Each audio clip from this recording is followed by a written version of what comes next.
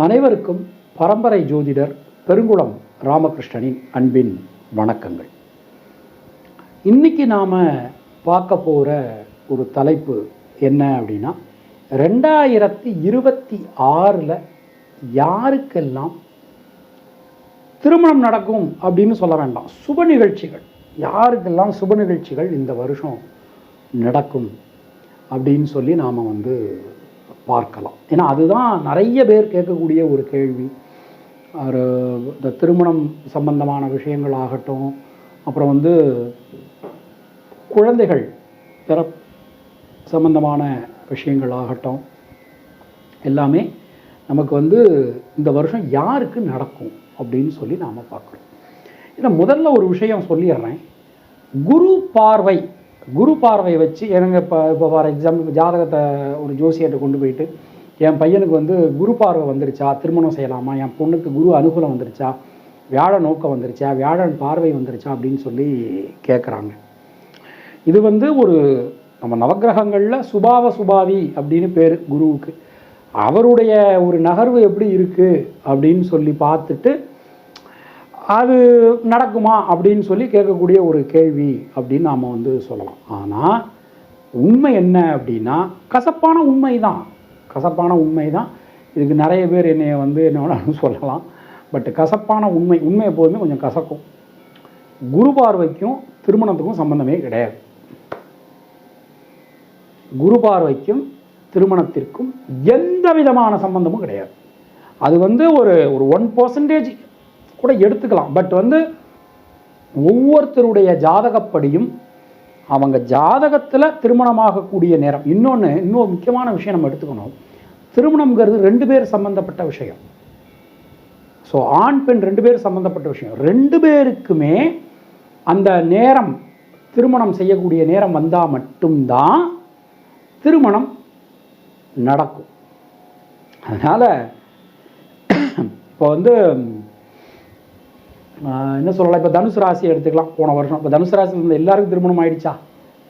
துலா ராசிக்கு குரு 5ஆம் முறையாக பார்த்துட்டு இருந்தார். எல்லாருக்கும் துளாராசி எல்லாருக்கும் அப்படி கிடையாது. அப்போ குருவை நம்ம எதுக்கு எடுத்துக்கிறோம் அப்படின்னா, ஒரு முழு சுபகிரகம், அதாவது சுபகிரகத்திலே சுபகிரகம் அவர்.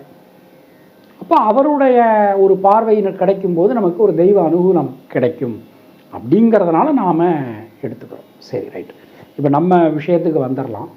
இந்த 2026ஆம் ஆண்டு பிறந்த குரு வக்ர நிலைமையில் மிதுன ராசியில் இருக்கார். அவர் வருஷம் பிறந்து கொஞ்சம் நாளில் அவர் மிதுனத்துக்கு வந்துட்டார், கடகத்தில் மாறிட்டார். கேது சிம்மத்தில் இருக்கார், சனி ராகு கும்பத்தில். நல்லா புரிஞ்சுக்கோங்க, நான் கொடுக்கக்கூடியது வாக்கிய பஞ்சாங்கம். அப்புறம் யாரோ ஒருத்தர் கமெண்ட்டில் போட்டிருந்தாங்க, நான் உங்கள்கிட்ட திருக்கணிதம் தான் கரெக்டுன்னு நிரூபிப்பேன், நீங்கள் என் கூட தயாரா, போட்டியிட தயாரா, வாக்குவாதம். ஐயாங்க வாங்க, நீங்கள் தயவுசெய்து இந்த வீடியோ பார்த்தீங்கன்னா தயவுசெய்து நீங்கள் ஒதுங்கிக்கோங்க. நான் எனக்கு உங்கள்கிட்ட ஏன்னா நீங்கள் இருக்கிறதுலே நீங்கள் தான் அறிவாளிங்க, நான் ஒத்துக்கிறேங்க ஐயா, உங்களுக்கு ஹாப்பி தானா? ரைட்.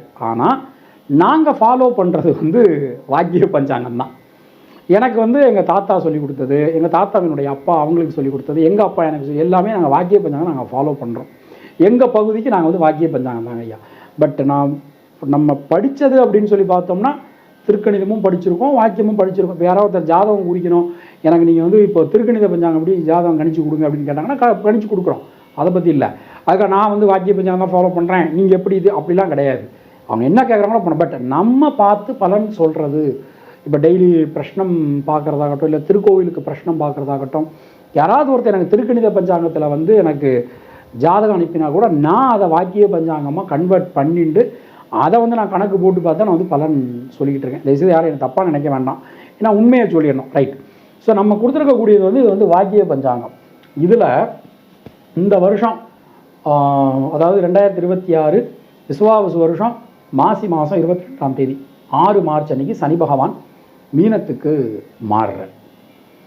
அடுத்தது குரு பகவானுடைய பயிற்சி இந்த வருஷம் 3 இருக்குது, அதிசாரமாக இருக்குது, பயிற்சியாகவும் இருக்குது. வைகாசி 12 பராபோ வருஷம் 26 மே அன்னைக்கு குரு பகவான் கடகராசிக்கு உச்சமான முறையில் மாறுறார். அதுக்கு அடுத்தது ஐப்பசி 3ஆம் தேதி, பராபோ வருஷம் ஐப்பசி மாதம் 3ஆம் தேதி 20/10 20 அக்டோபர் அன்னைக்கு குரு பகவான் அதிசாரமாக சிம்ம ராசிக்கு மாறிடுறார். அடுத்தது ராகு பகவான் 27 ஐப்பசி 13 நவம்பர், ஐப்பசி மாதம் அந்த 3 பேர்ச்சி இருக்கு, 27 ஐப்பசி 13 நவம்பர் மகரத்துக்கு மாறுறார். அதே நாளில் கேது சிம்மராசியிலிருந்து கடகராசிக்கு மாற்றம் பெறுகிறார். ஸோ இது இந்த வருஷத்தினுடைய ஒரு கிரக அமைப்பு.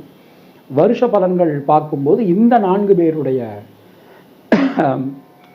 ஒரு சஞ்சாரம், அவங்களுடைய ஒரு விஷயத்தை தான் நாம் கணக்கில் எடுத்துக்கக்கூடியது வழக்கம். அப்போ அந்த மாதிரி நாம் பார்க்கும்போது இந்த வருஷம் நம்ம எடுத்தோடனே குரு அனுகூலத்தை பற்றி பேசினோம், குரு பகவானுடைய விஷயத்தை பற்றி பேசினோம். ஸோ குரு பகவானுடைய பார்வையை வச்சே நாம் இந்த வருஷம் சொல்லலாம்.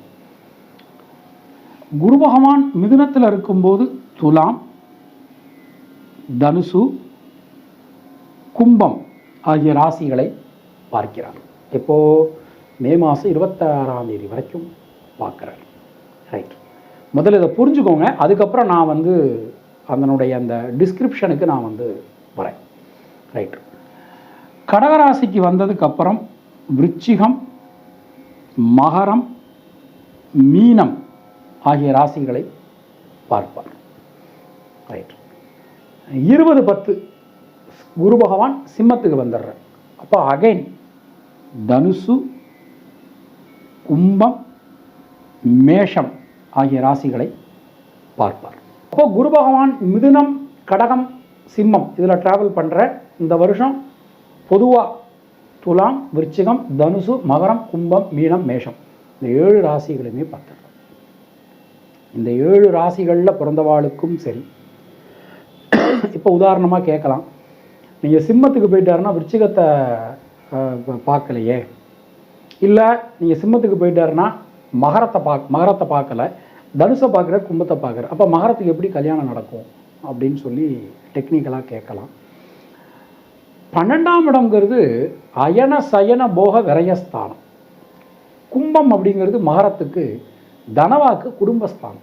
அப்போ குடும்பஸ்தானத்தை குரு பகவான் பார்த்துடுற, விரயஸ்தானத்தை சுப விரய செலவுகள் உண்டாகும் மகரத்துக்கு இந்த வருஷம்.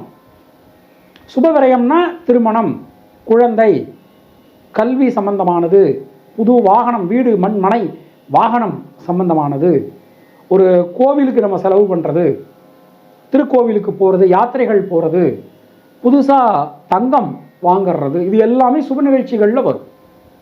அப்போ நமக்கு கண்டிப்பாக குரு பார்வை இருக்குது இந்த வருஷம் மகரத்துக்கு யோகம். ரைட், இப்போது முதல் விஷயம் பார்த்துக்கோங்க, யார் யாருக்கெல்லாம் இந்த வருஷம் திருமணம் நடக்கும் அப்படிங்கிற ஒரு ஃபைனல் இதுக்கு நம்ம வரலாம்.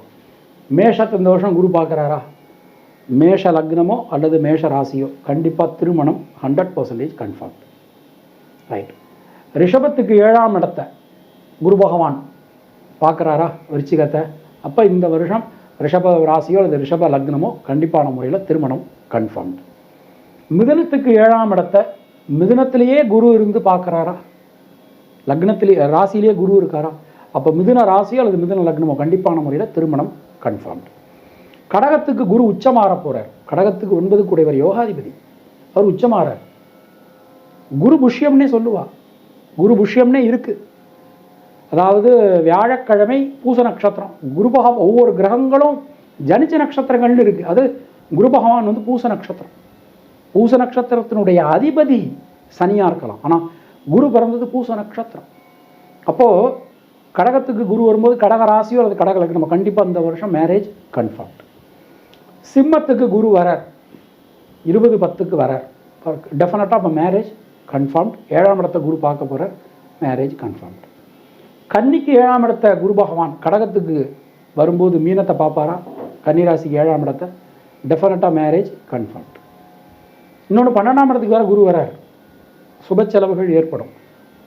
துளாராசியை குரு பகவான் பார்க்குற, விருச்சிகத்தை பார்க்குற, தனுசை பார்க்குற, மகர. அப்போ ஸோ இந்த வருஷம் அதிகமான திருமணங்கள் இந்த வருஷம் நடக்கும். மறுபடியும் முதல்ல ஆரம்பித்த ஒரு விஷயத்தை இப்போது நான் மறுபடியும் சொல்கிறேன். திருமணம் என்பது 2 பேர் சம்பந்தப்பட்ட விஷயம்,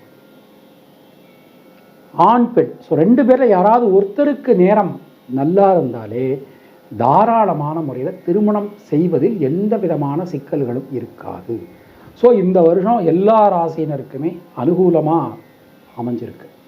மீண்டும் நாம் அடுத்த ஒரு பதிவில் சந்திக்கலாம். நன்றி, வணக்கம்.